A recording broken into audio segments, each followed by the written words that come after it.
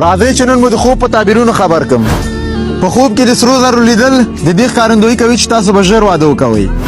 په خوب کې د مڼې لیدل د روزي په معنا ده. په خوب کې د خپلې ښځې سره خبرې کول او یا لیدل د هغه کال د خوشحالۍ د تېرولو په معنا ده. په خوب کې د زعفرانو لیدل د ناروغي په معنا ده. په خوب کې د تور انګور لیدل د غم، خفګان، ویره او درد په معنا ده. شنه انګور په خوب کې لیدل په مینه دلالت کوي. په خوب کې د اسمان لیدل د قدرت او بریا معنا لري. که تاسو په خوب کې مسجد وګورئ نو تاسو به ډېر دولت ترلاسه کړئ. په خوب کې د اذان لیدل اقامه او لمونځ کول د دین د قوي کېدو معنا لري. که تاسو خوب کې وینئ چې یو څوک تاسو ته باز درکوي یا مو په لاس کیني او یا ستاسو تابع وي نو دا د عزت او مرتبې نښه ده. په خوب کې لمونځ کول الله جل جلاله ته د نږدې کېدو معنا لري.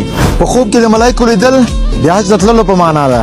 که چیرې تاسو خوب د شپې په ناوخته کې یعنې د 1 نه تر 3 بجو پورې په دې ټایم کې وګورئ نو 8 نه تر 100 سلنه پورې دا خوبونه حقیقي وي.